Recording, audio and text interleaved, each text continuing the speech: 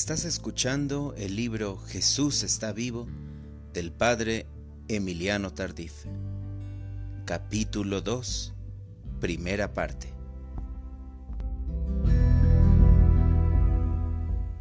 Nahua. Después del año que supuestamente debía pasar en el hospital, regresé a la República Dominicana. Mi superior me destinó a una parroquia de la ciudad de Nahua. Al llegar convoqué unas 40 personas para darles el testimonio de mi curación. Recuerdo que invité a los enfermos a pasar al frente para orar por ellos. Para mi sorpresa, había más gente en el grupo de enfermos que entre los sanos. Esa noche al Señor se le ocurrió sanar a 2 de ellos. La asamblea estalló en gran alegría y los sanados daban testimonio por todas partes. Así, humildemente, comenzó una historia que no nos imaginábamos sería tan maravillosa. A partir de las curaciones que el Señor realizaba, nuestro grupo se asemejaba al banquete del reino de los cielos. Los invitados eran los cojos, los sordos, los mudos y los pobres. Cada semana el Señor sanaba enfermos. En agosto sanó a doña Sara, que tenía cáncer en la matriz. Ella estaba desahuciada y la habían regresado del hospital para que muriera en su casa. La llevaron a la reunión y durante la oración por los enfermos sintió un profundo calor en el vientre y comenzó a llorar. Poco a poco se dio cuenta que la enfermedad desaparecía. A los 15 días estaba completamente sana y volvió al grupo de oración para dar su testimonio, llevando en sus manos su mortaja, los vestidos que sus hijos le habían comprado para el día de la sepultura. La gente venía en gran número. Todos cantaban con alegría y alababan a Dios espontáneamente. Ante las curaciones y prodigios, estallaban de gozo y contaban a todo mundo lo que pasaba en la parroquia. A raíz de estas reuniones tan festivas y hermosas, algunos sacerdotes comenzaron a decir sarcásticamente: «El padre Emiliano se sanó de tuberculosis, pero se enfermó de la cabeza, porque oraba en lenguas y creía en el poder sanador de Cristo. Afirmaban que me había vuelto loco». El Señor nos dijo mediante profecía: «Yo trabajo en la paz, les doy mi paz, sean mensajeros de paz. Comienzo a derramar mi espíritu en ustedes.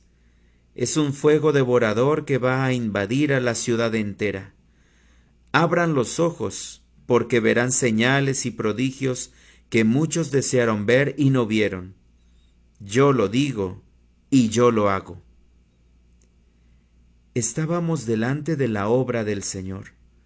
De eso estábamos seguros. Los milagros continuaron tan numerosos que no los podría contar. Parejas que vivían en concubinato se casaron. Jóvenes fueron liberados de las drogas y el alcoholismo. Era la pesca milagrosa. Después de haber pasado mucho tiempo lanzando el anzuelo, ahora el Señor llenaba tanto las redes que hasta se me imaginaba que la barca se hundiría. Jesús estaba liberando a su pueblo de las cadenas de esclavitud. Los jóvenes que ya no se interesaban por la iglesia y la fe comenzaron a encontrar y proclamar que Jesús era su libertador. En un retiro parroquial proclamamos a Jesús y luego oramos por la salud de los enfermos durante la Eucaristía. La primera palabra de conocimiento que tuve fue: «Aquí hay una mujer que está siendo curada de cáncer. Ella siente un fuerte calor en su vientre». Seguí orando y hubo otras palabras de conocimiento que fueron confirmadas por los testimonios. Sin embargo, nadie reportó la primera. Al día siguiente, una señora delante del micrófono dijo a todos: tal vez se sorprendan por verme aquí. Soy pecadora pública que he pasado muchos años en la prostitución. Ayer quise venir a misa de sanación, mas por la vida que he llevado, me dio vergüenza entrar y me quedé un poco lejos, atrás de la empalizada. Estaba enferma de cáncer. Incluso llevo 2 operaciones que no han detenido la enfermedad. Pero cuando el sacerdote dijo que una persona estaba siendo curada de cáncer, sentí que era yo. El Señor la sanó no solo de cáncer de su cuerpo, sino también del cáncer de su alma. Se arrepintió y comulgó al día siguiente. Cuando la vi comulgar con tanta alegría y lágrimas de felicidad en su rostro, recordé el regreso del hijo pródigo, que come el becerro cebado que su padre le había hecho matar. Ella estaba recibiendo al mismo Cordero de Dios que quita el pecado del mundo, purificando su alma y cambiando su vida. Ella regresó al prostíbulo para testificar a sus compañeras con lágrimas en los ojos. No vengo a decirles que dejen esta vida, solo quiero hablarles de mi amigo Jesús, que me rescató y cambió mi vida. Les contó su curación y conversión. Luego pidió permiso para hacer un grupo de oración en el mismo prostíbulo, y todos los lunes se cerraban las puertas al pecado y se abría el corazón a Jesús. Había oración, lectura de la palabra y cantos. El Señor no terminó allí su obra. Después de 1 año se organizó un retiro para 47 prostitutas de la ciudad. Es el retiro donde he visto actuar con más poder la misericordia de Dios. Hubo arrepentimiento, conversión y confesiones. 27 dejaron su antigua vida y, según informes recientes, 21 han perseverado en el camino del Señor. Algunas hasta se han vuelto catequistas, otras animan grupos de oración testificando poderosamente cómo el amor misericordioso de Dios las ha transformado. De las 21 casas de prostitución que había en la calle Mariano Pérez, no quedaron más que 4. Personas del mismo grupo de oración visitaron todas estas casas y el Señor las transformó. Aquí conviene mencionar otro caso de una de estas mujeres, de las cuales Jesús dice que aventajarán a los escribas y fariseos en el reino de los cielos. Diana fue tocada por el amor de Dios, y ella se entregó al Señor. Sin embargo, su restablecimiento fue lento y doloroso. Incluso tuvo una recaída a su antigua vida a causa de problemas económicos. Cuando se hallaba lejos, el Señor le habló y le dijo: Diana, quien me sigue, camina en la luz y no le falta nada. Ella se arrepintió y volvió al Señor, hasta que se hizo catequista y hoy día testifica con gran poder en los retiros la misericordia del Señor, formando parte de un equipo de evangelización, y ya quisieran muchos sacerdotes el poder que ella tiene para proclamar la vida nueva en Cristo Jesús. Según estadísticas en Nagua, había unas 500 casas de prostitución. Más de un 80% cerró sus puertas. No todas se convirtieron, pero sí todas fueron alcanzadas por el mensaje de Jesús vivo. Incluso varias de estas casas que estaban al servicio del pecado y el egoísmo se convirtieron en casas para grupos de oración. Fue tan notorio el cambio que llegaron a decir: Nagua era la ciudad de la prostitución, pero ahora es la ciudad de la oración. Hoy día no hay calle en Nagua sin grupos de oración.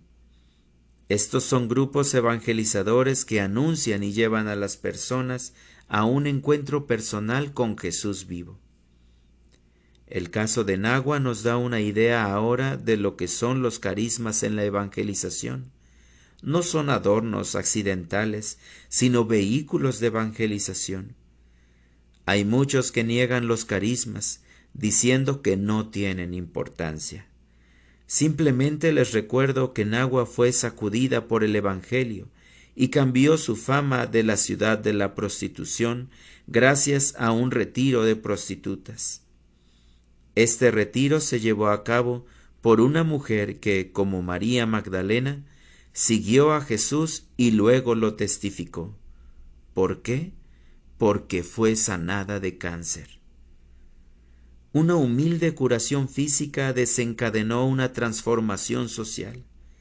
Así se instaura el reino de Dios, a través de acontecimientos tan pequeños y sencillos que, como granos de mostaza, al germinar dan fruto abundante. ¿Quiénes somos los hombres para desechar los caminos de Dios? Pimentel. Yo estaba muy feliz en Nahua trabajando con los grupos de oración, mas el Espíritu Santo me tenía preparada una gran sorpresa. En verdad que los caminos de Dios son diferentes a los nuestros, Isaías 55:8, pero incomparablemente mejores de lo que podemos pedir o pensar, Efesios 3:20. El padre provincial me pidió suplir temporalmente a un párroco que se iba de vacaciones. Sinceramente me costaba mucho trabajo dejar Nahua. Siempre queremos asegurarnos con lo que tenemos, y este es el gran enemigo para abrirnos a las sorpresas del Espíritu. La vida en el Espíritu es una vida de despojo, de no hacer nuestras las cosas de Dios, ni siquiera lo que llamamos nuestro ministerio. Estamos llamados a ser eternos peregrinos que viven en tiendas provisionales, dispuestos siempre para el viaje, sin boleto de regreso. Solo cuando nada poseemos es cuando somos capaces de tenerlo todo. El 10 de junio de 1974 llegué a mi nuevo destino, Pimentel, que es un pueblo simpático, situado en el centro del país y enmarcado por una fértil llanura generosa en arroz, papa, cacao y naranja, gracias a las aguas del río Ocuaba. El pueblo es apenas cruzado por una calle sin pavimentar, donde transitan burros y uno que otro automóvil o tractor. La bandera nacional que ondea en la municipalidad es saludada por la esbelta palmera, la acacia y el samán del parque público que está enfrente. Del otro lado se levanta la parroquia de San Juan Bautista, cuyo nombre me hizo pensar que mi misión, como la de todo evangelizador, es de ser un precursor que anuncia la venida del Salvador. El Espíritu Santo me había traído aquí para ser testigo de la luz de Cristo resucitado. Al llegar me entrevisté con el párroco, que ya tenía sus maletas hechas. Solo le pedí que me diera permiso de organizar un grupito de renovación, porque sin oración no podía trabajar. A él no le gustaba, tenía miedo. No me lo negó, porque yo lo iba a suplir para que se fuera de vacaciones, pero me dijo: «Está bien, haz el grupo, pero sin carismas». «Bueno», le contesté, «los carismas no los doy yo. Eso viene del Espíritu Santo. Si Él quiere dar carismas a tu gente, ¿qué puedo hacer yo?». «Ay, haz lo que quieras», me contestó y se despidió. El verano de ese año fue muy caluroso, como presagio del fuego del Espíritu que nos invadiría. El que no crea que tenemos un Jesús vivo que hoy hace maravillas, no le conviene leer lo siguiente, pues le parecería increíble. Primera reunión. Durante las misas del primer domingo, invité a la gente para una conferencia sobre la renovación carismática, prometiéndoles contar el testimonio de mi curación. Asistieron unas 200 personas, pero esa gente tenía tanta fe que en la noche llevaron un tullido en una camilla. Se le había roto la columna vertebral y no había vuelto a caminar desde hacía 5 años y medio. Cuando los vi llegar con él en la camilla, Pensé que eran demasiado atrevidos, pero me recordaron a aquellos 4 que llevaron a su amigo paralítico a Jesús. Marcos 2, del 1 al 12. Oramos por él y le pedimos al Señor que por el poder de sus santas llagas sanara a este tullido. El hombre comenzó a sudar abundantemente y a temblar. Entonces recordé que cuando el Señor me sanó, yo también sentí mucho calor. Así que le ordené: el Señor te está sanando. Levántate en el nombre de Jesús. Le di la mano y él me miró muy sorprendido. Con mucho esfuerzo se levantó y comenzó a andar lentamente. Sigue caminando en el nombre de Jesús, le grité. El Señor te está sanando. Él daba un paso y otro paso. Llegó hasta el sagrario y llorando daba gracias a Dios. Todo el mundo alababa al Señor mientras el curado salía llevando su camilla debajo del brazo. Ese día otras 10 personas también fueron curadas por el amor de Jesucristo. ¿Qué sed tiene la gente de oración? Se acercan a nosotros para pedirnos que les enseñemos a orar. Como Jesús, debemos enseñarles orando con ellos. No podemos desaprovechar esa maravillosa oportunidad. Si nosotros habláramos menos del Señor y habláramos más con Él, qué pronto se transformaría nuestro mundo. Es cierto que al Señor le agrada que hablemos de Él, pero más le gusta que hablemos con Él. Segunda reunión. El siguiente miércoles llegaron más de 3,000 personas. Entonces realizamos la reunión en la calle porque no cabíamos en la iglesia. Como no se podía hacer asamblea de oración con tanta gente, prediqué media hora antes de celebrar la Eucaristía por los enfermos. Había allí una mujer llamada Mercedes Domínguez. Tenía 10 años completamente ciega y durante la oración por los enfermos sintió un intenso frío en los ojos. Regresó a su casa muy emocionada, diciendo a todo mundo que podía ver un poco. Al día siguiente amaneció completamente sana. El Señor le abrió los ojos y ella abrió la boca para testificar por todas partes su maravillosa curación. Esta sanación impresionó mucho a todo el pueblo. Tercera reunión. Imagínense lo que sucedió la tercera semana. Nos fuimos al parque al aire libre para celebrar la gloria del Señor. Era como cuando Jesús llegaba a Cafarnaúm o Betsaida. El mismo Jesús, vivo, llegaba a nuestro pueblo. El parque parecía la piscina de Betzetá, llena de enfermos, ciegos, cojos y paralíticos esperando su curación. Betzatá significa casa de la misericordia.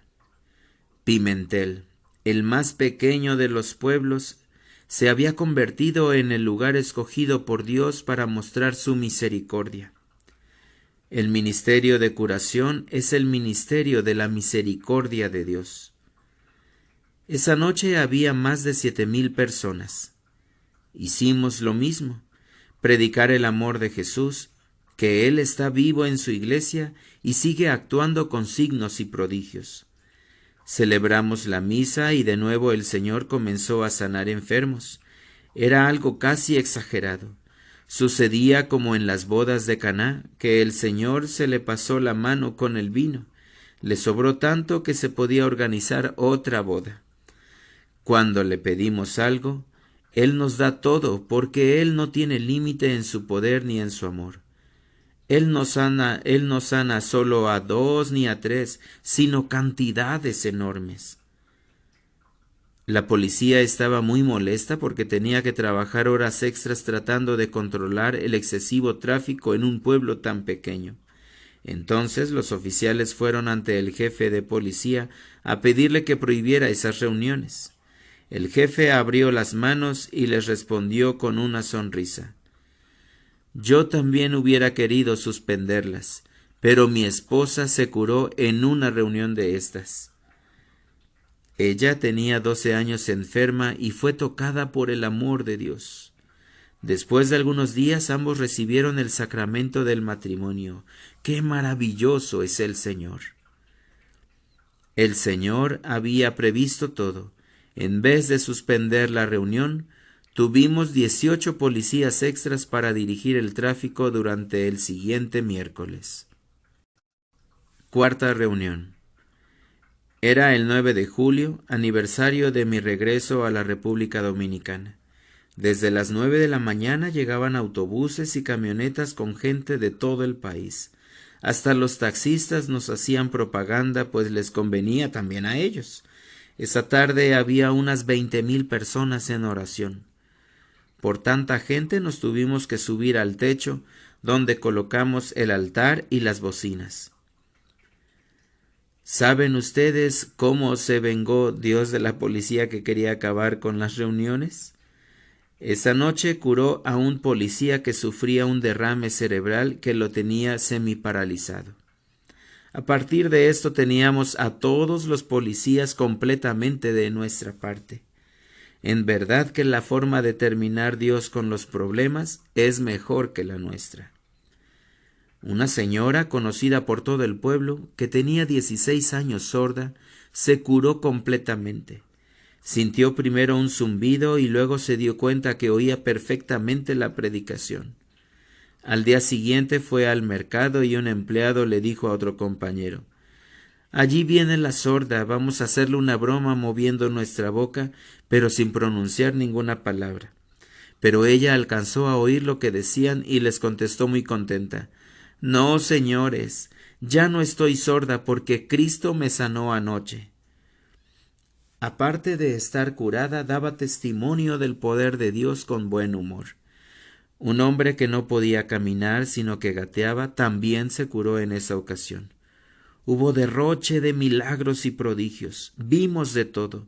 Era vivir a todo color, en vivo y en directo, lo que cuenta el Evangelio. Era Jesús resucitado caminando entre nosotros y salvando a su pueblo. Esa noche hubo más de 100 curaciones según los testimonios recibidos. Quinta reunión. Para la quinta reunión, nuestro equipo de sonido resultó insuficiente. La policía calculó en base a los metros cuadrados aquella multitud eran 42,000 personas. Vino gente desde Puerto Rico, Haití y de todas las parroquias del país. Las calles estaban llenas, los tejados abarrotados y la pequeña carretera congestionada con autobuses, automóviles y camionetas. La gente aumentó tanto por la simple razón de que el Señor Jesús no ha cambiado todavía su manera de trabajo. Mientras nosotros buscamos métodos pastorales más eficaces y acordes con nuestro tiempo, el Señor continúa con el suyo. Él recorría la Galilea sanando a los enfermos. Entonces las multitudes le seguían y él les predicaba la palabra de salvación. Lucas 6, 17 al 23. Hoy sigue haciendo lo mismo. Sana a los enfermos. La gente se reúne por miles y nosotros proclamamos el reino de Dios. Es sencillamente el Evangelio que se repite. Comencé a asustarme un poco, pues era pobre gente. Quería tocarme y que orara por cada uno de ellos. Esa noche me arrancaron todos los botones de mi saco y por poco me aplastan. Otro problema era que las personas que habían viajado todo el día no encontraban alimento en el pueblo y regresaban hambrientos, pero llenos del amor de Dios. Entonces oramos y le pedimos al Señor su luz para saber qué debíamos hacer con tanta gente. Él nos había metido en aquellos problemas, Él tenía que sacarnos. Durante la oración nos dio un mensaje en lenguas a través de Evaristo Guzmán. Para que no me quedara duda, a mí mismo me dio la interpretación. Evangelicen a mi pueblo. Yo quiero un pueblo de alabanza. No debemos temer las grandes multitudes. El Señor nos las manda para que les proclamemos su palabra de salvación. Los que temen a los prodigios del Señor le están teniendo miedo al Señor de los prodigios.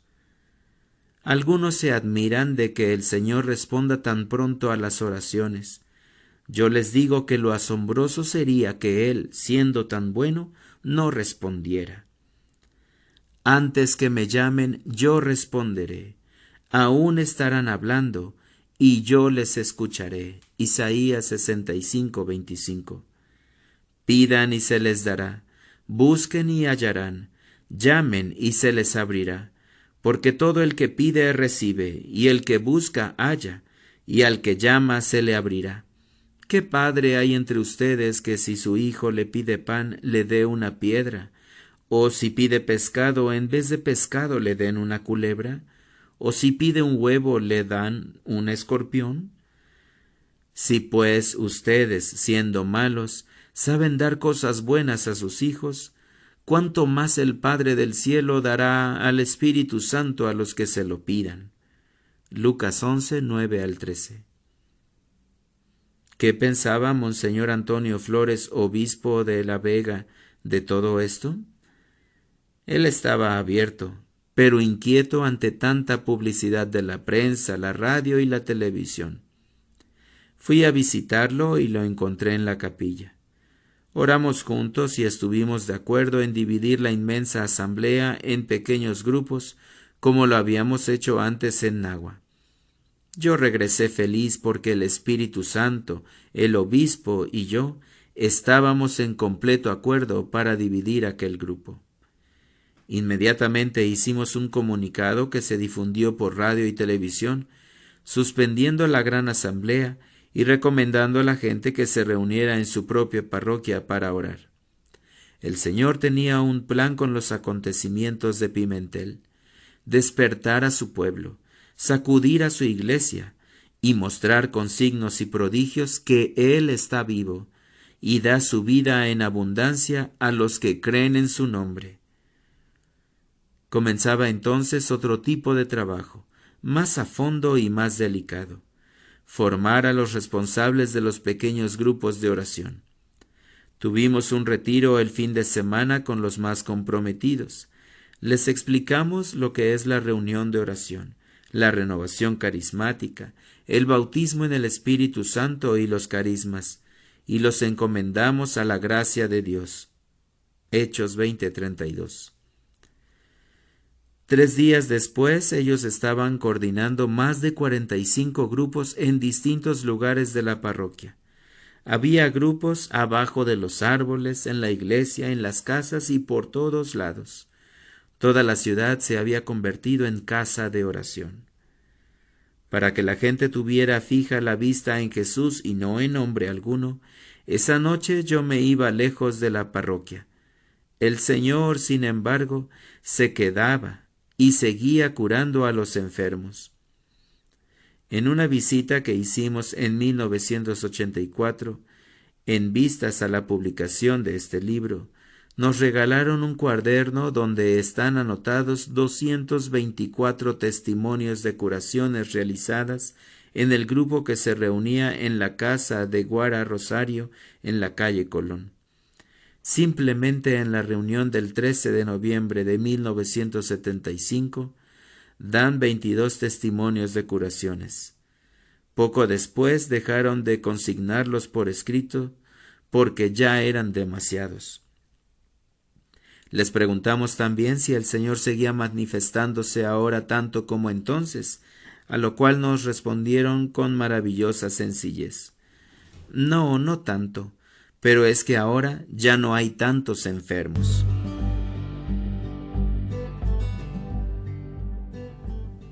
No te pierdas el siguiente episodio. Y recuerda, Jesús está vivo.